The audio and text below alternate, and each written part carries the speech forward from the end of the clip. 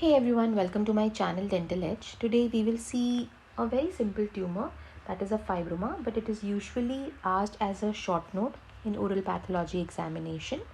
So fibroma, it is in the chapter benign tumors of connective tissue origin. So it is a benign tumor and it is originating from the connective tissue. Okay, so oral fibroma fall in this category. Let's see what is a fibroma. Now this is a fibroma on the buccal mucosa, this growth. Let's read about it. So fibroma, it is the most common benign soft tissue neoplasm occurring in the oral cavity.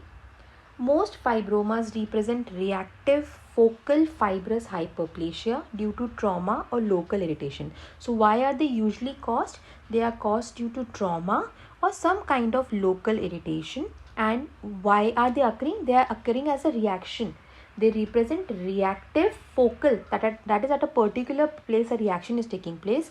Reactive focal fibrous hyperplasia. So there is a growth or there is a hyperplasia. Increase in number of the collagen fibers is there. So most fibromas, they represent reactive focal fibrous hyperplasia due to trauma or local irritation. Although the term focal fibrous hyperplasia more accurately describes the clinical appearance and pathogenesis of this entity, it is not commonly used. But the term that is usually used is a fibroma and not focal fibrous hyperplasia. Now coming to the clinical features, is very important. It is asked in Viva, what is the most common site for fibroma? The most common site is buccal mucosa. And where at buccal mucosa? Along the plane of occlusion. This is the most common site for fibroma. Other sites are gingiva, tongue, lips and palate. Buccal mucosa is the most common site. Coming to further seeing the clinical features, how is the growth? Elevated nodule.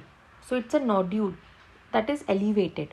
Elevated nodule of normal color with a smooth surface and a sessile, occasionally pedunculated base. Sessile means broad base. Pedunculated means stalk. So what they are saying, usually it is sessile. That is, there is no stalk. A broad base is there. Sometimes it is pedunculated. Okay. It may be small or in rare instances may range up to several centimeters in diameter. Projecting above the surface, the tumor sometimes become irritated. So it is above the surface and sometimes due to trauma and all it will become irritated.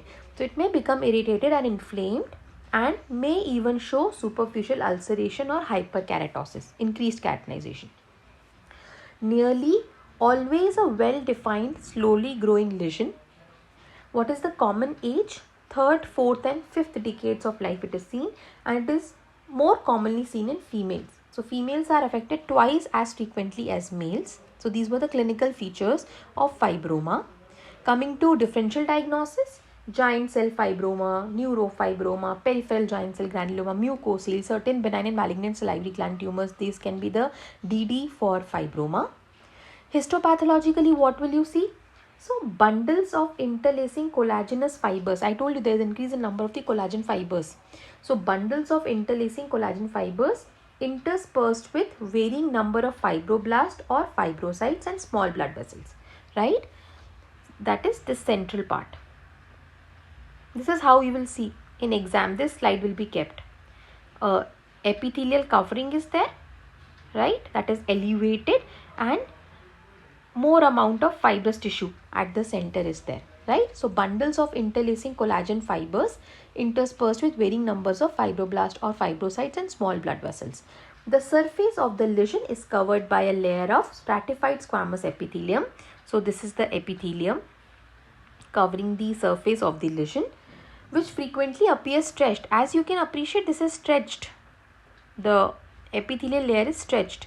So the epithelium is stretched and shows shortening and flattening of the retipex. I'll show you this in the diagram. There is shortening and flattening of the retipex. If trauma has occurred, you can see vasodilatation, edema, inflammatory cell in the central connective tissue if there is trauma to the tissue, right? And one more point, if there are areas of diffuse or focal calcification or ossification in the fibroma, then what will be the name? Such lesions, they can be, if it is on the gingiva, then it may be called as a peripheral ossifying fibroma or peripheral cementifying fibroma. This is the low power view and this is the high power view. This is the epithelium and this is the central connective tissue.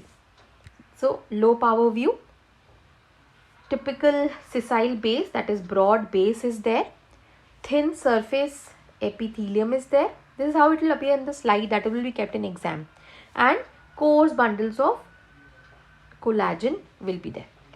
Okay, and this is the high power view. This is the epithelial part and this is the connective tissue part. Okay, this is the slide. How will we draw the diagram? So I told you there is a flat retipex. So usually retipex are like this, but in this case it will be flat. So shortening or flattening of the retipex is there. Okay, then this is epithelium that can show hyperkeratinization, that is hyperparakeratosis it is showing. Spignotic nuclei are there, so hyperparakeratosis is there. Atrophic epithelium, thinned out epithelium is there, and in the connective tissue we will draw bundles of interlacing collagen fibers. So we will draw many collagen fiber bundles, as you can appreciate here. So many bundles of collagen fibers, you will see blood vessels and fibroblasts. So this is how we will draw the diagram for fibroma. Treatment is, it's a benign tumor, so we will completely remove it. Conservative surgical excision. Rarely does the lesion recur. It will usually not recur. So what were the key points if I just revise for you? So fibroma, it is a common benign soft tissue neoplasm. Okay, why is it occurring usually? Reactive focal fibrous hyperplasia, that is, it is a reaction to trauma. There will be focal fibrous hyperplasia. What is the most common site? Buccal mucosa along the plane of occlusion. This is the most common site, right? How is it? It is usually sessile, right? Broad base is there and smooth surface is there. Elevated nodule of normal color. Maybe small, maybe larger in size, usually well defined, and a slow growing lesion is there. Age is 3rd, 4th, 5th decade and females are commonly affected. Then histopathologically, just remember that there is stratified squamous epithelium that can be atrophic, that is thinned out. Flat retipex are there. The epithelium is stretched and there will be hyperkeratinization can be there. It is, this slide is showing hyperparakeratosis, and increased number of bundles of collagen fibers are there interspersed with fibroblast or fibrocytes and blood vessels. Treatment is conservative surgical excision and it rarely recurs. Thank you. I hope this video will help you to understand oral fibroma. There can definitely be a short note on oral fibroma, and you can also get a slide for identification of oral fibroma. For more videos, you can check out my channel. Thank you.